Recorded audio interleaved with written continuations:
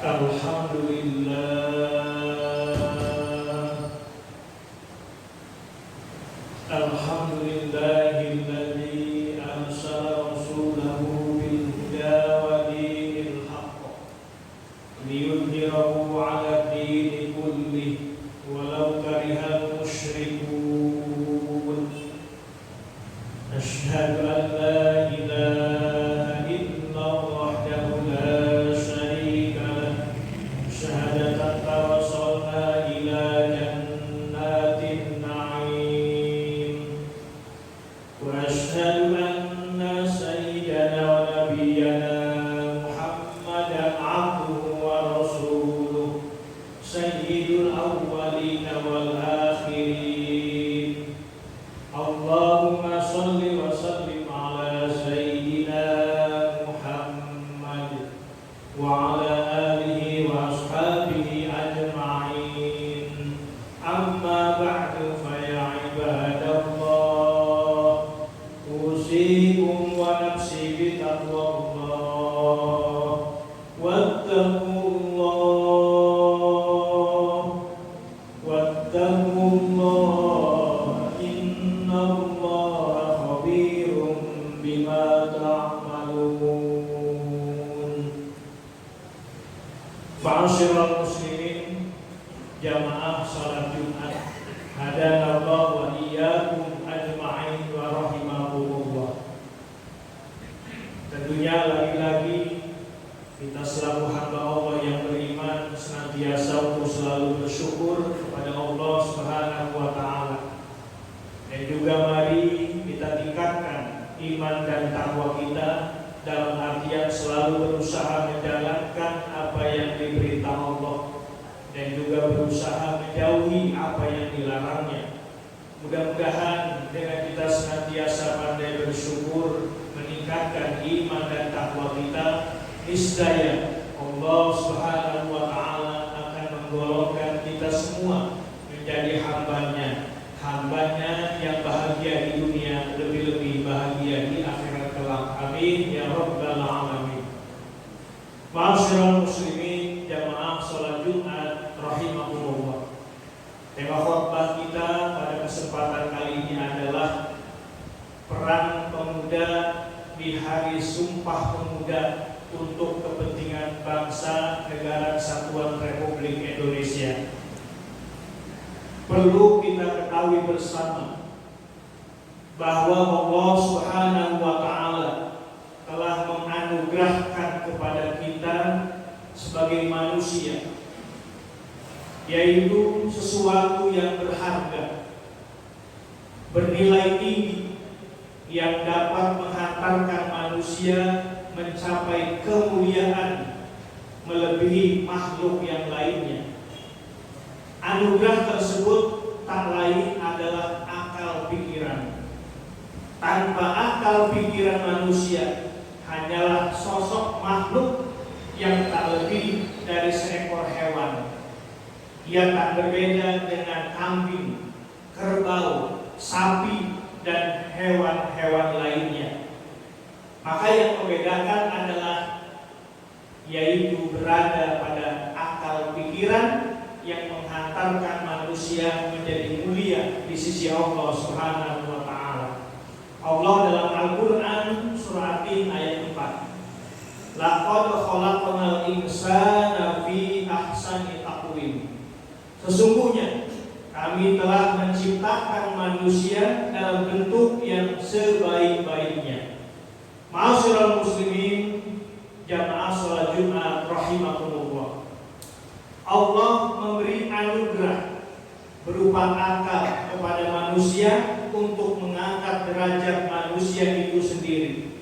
Dengan akal ia bisa menemukan jalan, membedakan antara hitam dan putih, antara baik dan buruk, dan membuatnya selamat atau celaka. Kita diberi akal yang cerdas, kita dianugerahi pikiran agar menjadi pandai. Cerdas dan pandai menurut Rasulullah SAW yang dalam sabdanya, al-kaisu man dana nafsahu wa amila lima ba'dal maut. Wal ajizu man atba'a nafsahu hawaha wa tamanna 'ala Allah. Orang cerdas itu adalah orang yang mau memaksa diri untuk beribadah, beramal, untuk bekal setelah kematiannya. Sedangkan orang yang lemah itu adalah orang yang menuruti nafsunya pada keinginannya, sementara ia berharap surga kepada Allah Subhanahu wa Ta'ala. Hadis riwayat Imam Al-Baihaqi. Ma'asyiral muslimin, jamaah salat Jumat rahimakumullah. Anugerah agung ini seharusnya tidak kita sia-siakan. Karunia berharga ini mestinya tidak kita biarkan berlalu tanpa ada manfaat, tanpa ada guna. Kita harus mensyukuri dengan menggunakan sesuai tujuan penciptaan dari Allah Subhanahu wa Ta'ala. Kita harus memanfaatkan secara maksimal untuk menimba dan menuntut ilmu, khususnya ilmu agama. Sebab ilmu agama adalah kunci kebaikan seseorang.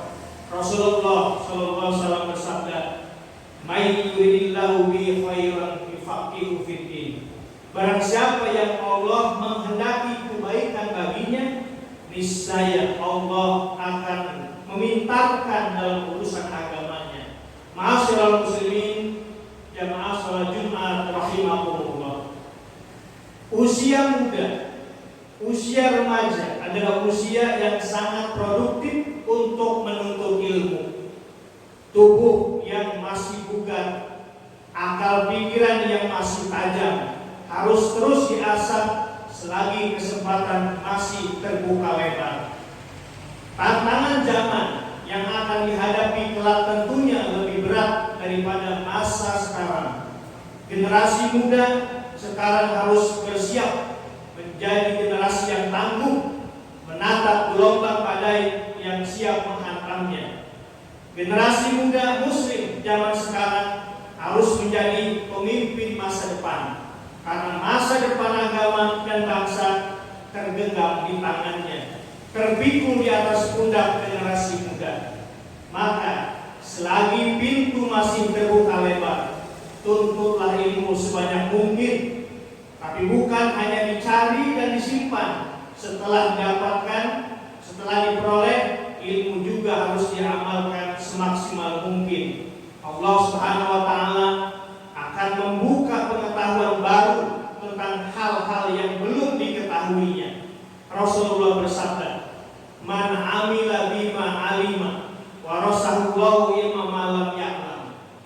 Barang siapa yang mengamalkan apa yang telah ia ketahui, niscaya Allah akan menganugerahkan pengetahuan tentang apa yang belum ia ketahui. Ilmu yang kita dapat kemudian kita amalkan, sudah barang tentu Allah akan memberi tambahan ilmu yang sementara itu dia belum mengetahuinya. Ma'asyiral muslimin, jamaah salat Jumat rahimakumullah. Maka kepada para orang tua khususnya, melihat kenyataan zaman yang kian merusak moralnya, budaya hidup yang kian merosot, kita harus memberikan perhatian lebih kepada anak-anak kita, kepada generasi kita, pengawasan yang lebih terhadap pergaulan mereka agar tidak terjerumus dalam jurang kenistaan. Sebagai orang tua, kiranya kita perlu belajar kepada Nabi Yakub alaihissalam. Saat mendekati ajal, beliau bertanya kepada putra-putrinya perihal nasib agama sepeninggal beliau kelak.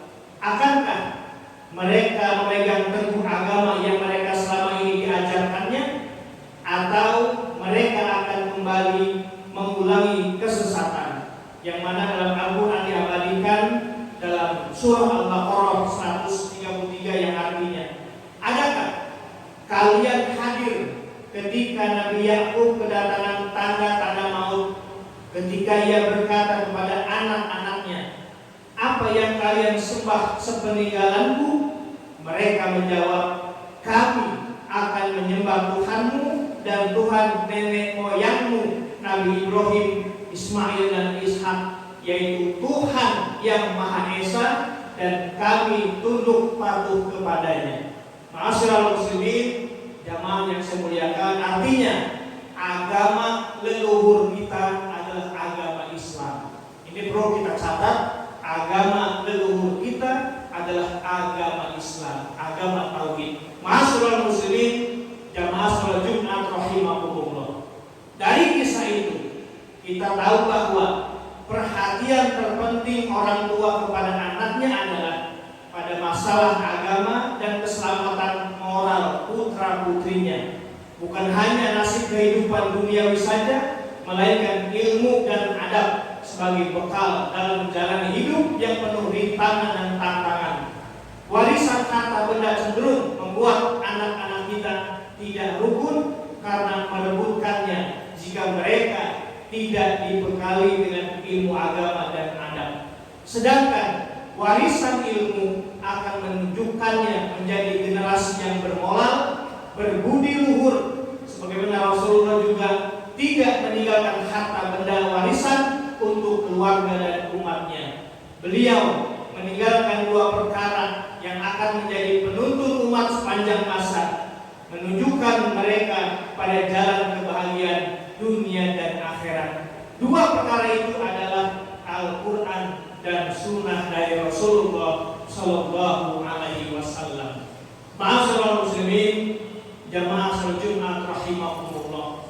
Maka di momen yang terbaik, Hari Sumpah Pemuda, kita selaku orang tua untuk selalu mewaspadai, mengawasi generasi muda kita.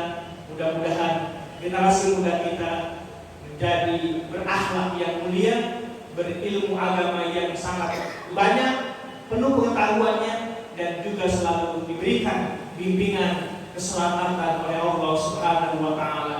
Dan akhirnya kita yang hadir pada kesempatan ini tentunya sangat bermohon, berharap kepada Allah Subhanahu wa Ta'ala, mudah-mudahan kita semua diberikan kekuatan iman Islam, diberikan keistiqomahan dalam beribadah kepada Allah, dan harapan kita bersama mudah-mudahan diberikan keselamatan, baik selamat di dunia, lebih-lebih selamat di akhirat kelak. Amin ya rabbal alamin.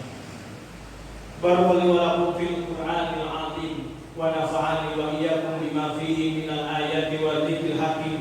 Innahu ta'ala tawwabun karim, fastaghfiruh, innahu huwal ghafur